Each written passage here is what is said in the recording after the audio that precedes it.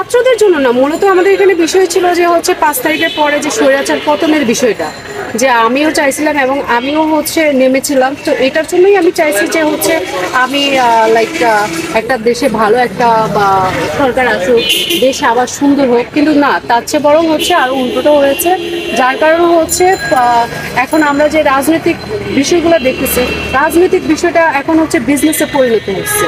এটা আসলে রাজনীতি এক একটা দল মানে একটা বিজনেস। সো ওরা ছাত্ররা ওরা এত টাকা পেলো কোথায়, টাকার উৎস কোথায়?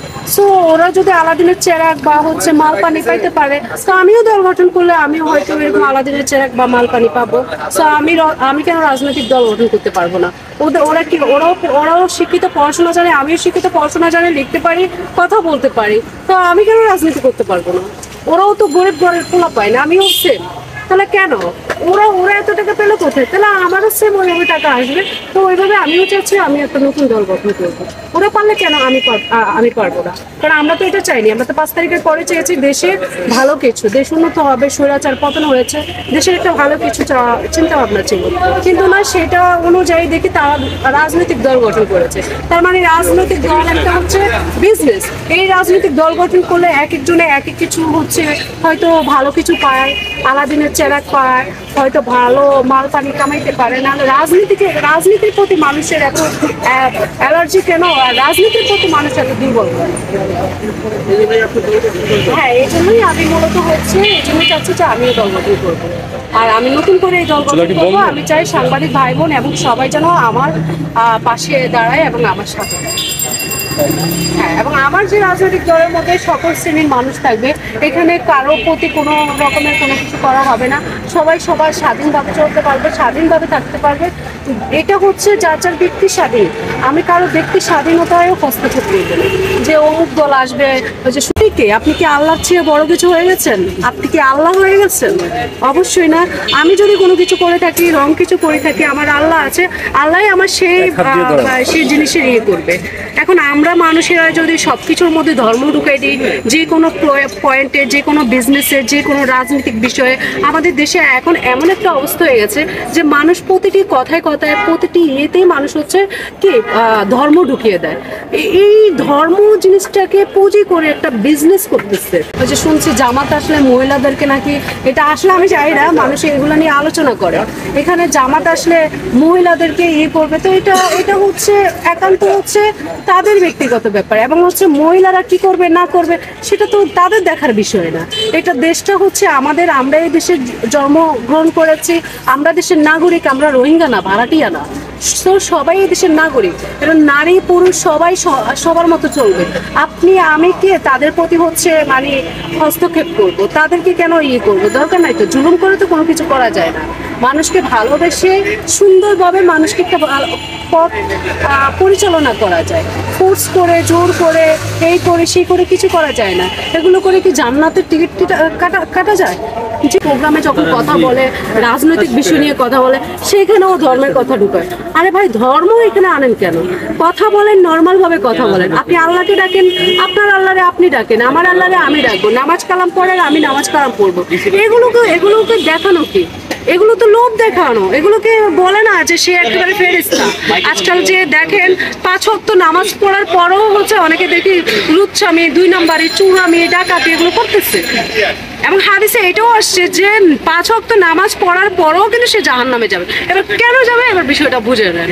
একেবারে পর্দা করলে যে সে একেবারে হাজি মৌলবি একেবারে হয়ে গেল তা না। আপনার ভিতরের মন যদি পরিষ্কার না থাকে, আপনার ভিতরটা যদি ভালো না থাকে, তাহলে আপনি যতই যাই করেন কোনো লাভ হবে না। একেবারে পর্দা করলে আপনি একেবারে হুজুরনি হয়ে যাবেন, হুজুর হয়ে যাবেন। মাথায় টুপি দিলে আপনি হুজুর হয়ে যাবেন, সাধু সন্ন্যাসী হয়ে যাবেন, জীবন হতো না। আপনাকে অবশ্যই আগে একজন ভালো মানুষ হতে হবে। সবচেয়ে পরিচয় আপনি মানুষ, আপনি ভালো একজন মানুষ। আপনার মন মানসিকতা ভালো রাখবেন, আপনার চরিত্র ভালো রাখবেন, আপনার কলম ঠিক রাখবেন, আপনার ইমান ঠিক রাখবেন, তাহলে আপনি চলতে পারবেন। আর প্রতিটি জিনিসে আমি দেখি মানুষ কথায় কথায় ধর্মের কথা, কথায় কথায় ধর্মের কথা, হাঁটতে গেলে ধর্মের কথা, বসতে গেলে ধর্মের কথা, শুইতে গেলে ধর্মের। আরে ভাই কি রে, ধর্ম কি একটা বিজনেস হয়ে গেল?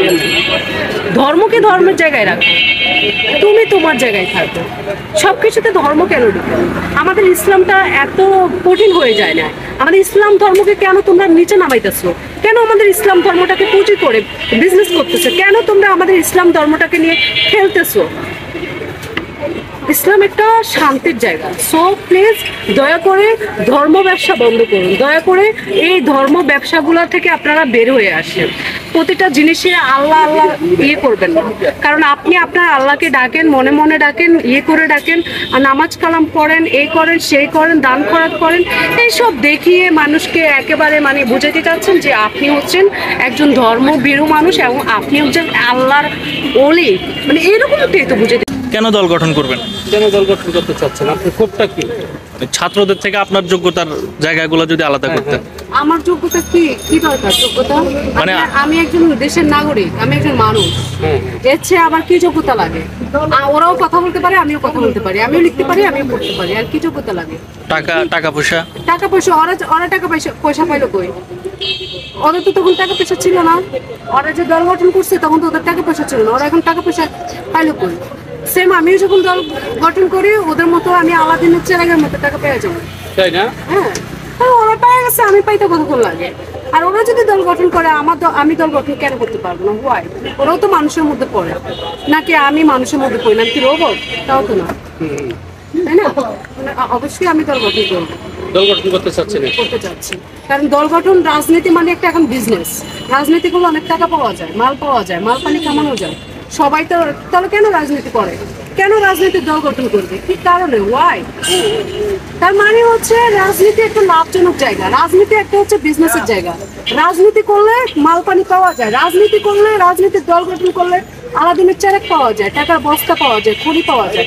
সো এটার জন্য আমাকে দল গঠন করতে হবে। আপনি কি টাকার জন্য রাজনীতি করবেন নাকি? তাহলে কিসের জন্য? আমার ঘর থেকে টাকা এনে রাজনীতি করবো নাকি? ওরা কি ওদের ঘর থেকে এনে টাকা নিয়ে রাজনীতি করছে নাকি?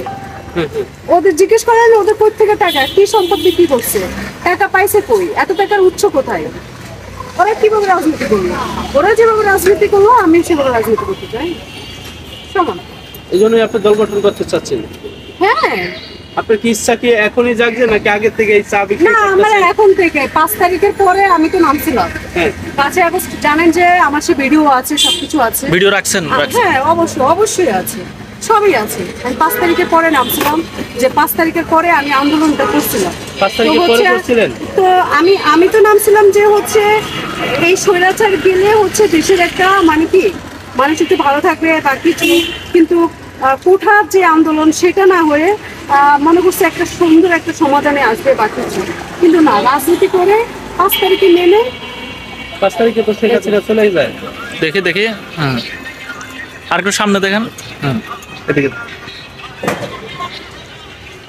হ্যাঁ, ওকে।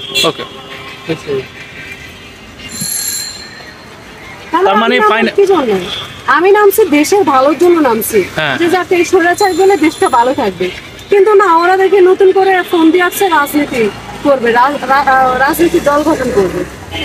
ওরা এত টাকা পেলে কই? তাহলে আমার এই ওদের মতো করে ওদেরকেই তো ফলো করে আমাদেরকে আগাইতে হবে।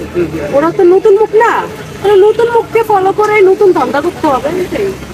এই জন্য মানুষকে কি ফিরি চা খাওয়াচ্ছেন কিনা? মানুষকে এখন ফিরে চা খাওয়াবো কেন? আমার হচ্ছে মানুষকে মানুষ তো জানে যে আমার এই ছোটখাটো দোকান, এখানে আমার ওরকম টাকা পয়সা নাই, আমি এখান থেকে ফিরি করতে পারবো না। তো আমি ওই যে আলাদিনের চেরাক বের করতে হবে, তারপরে মানুষকে ফ্রি চা খাওয়াইতে পারবে ওদের মতো করে। ওরা যেমন একটা প্রোগ্রাম করছে বড় সড়ো করে, টাকা পয়সা ডালছে, আমারও ওরকম আলাদিনের চেরাক বাইর করা, তারপরে হচ্ছে মানুষকে খাওয়াইতে হবে। Otherwise possible. এই জন্যই আপনি তাহলে আগামীতে বড় একটা দল গঠন করবেন, এই তো? হ্যাঁ, অবশ্যই। ঠিক।